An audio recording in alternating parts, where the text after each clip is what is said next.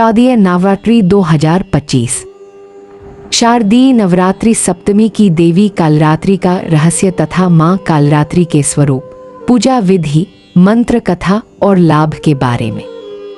चैत्र हो या शारदीय नवरात्रि, दोनों में ही सप्तमी यानी 7वें दिन मां कालरात्रि की पूजा का विशेष विधान है।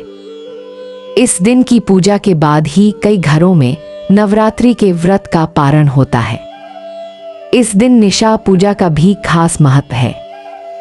आइए जानते हैं मां कालरात्रि के स्वरूप, पूजा विधि, मंत्र और कथा के बारे में। मां का स्वरूप। मां कालरात्रि माता कालिका का ही एक रूप है। उनका स्वरूप कुछ इस प्रकार है। त्रिनेत्रधारी, उनके 3 नेत्र हैं। वाहन वे गर्दभ गधे पर सवार रहती हैं।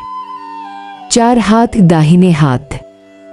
इनमें वर मुद्रा और अभय मुद्रा है, जो भक्तों को आशीर्वाद और सुरक्षा प्रदान करती है। बाएं हाथ में एक लोहे का कांटा और एक खड्ग तलवार है।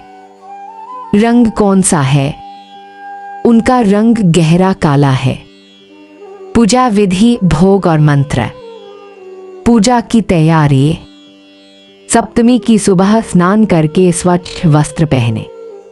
लकड़ी के एक पाट चौकी पर मां कालरात्रि का चित्र या मूर्ति स्थापित करें। दीपक और अगरबत्ती जलाकर पूजा शुरू करें।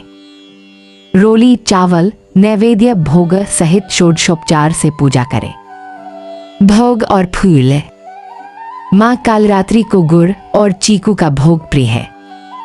उन्हें रातरानी का फूल अर्पित करना शुभ माना जाता है। मंत्र और जाप।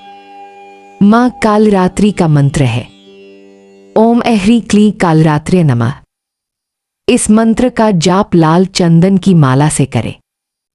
यदि यह उपलब्ध न हो तो रुद्राक्ष की माला का उपयोग किया जा सकता है। मंत्र जप के बाद दुर्गा सप्तशती और दुर्गा चालीसा का पाठ करें। अंत में मां की आरती करें। आरती के बाद कथा का श्रवण करें। अब आगे सुनते हैं मां कालरात्रि की कथा।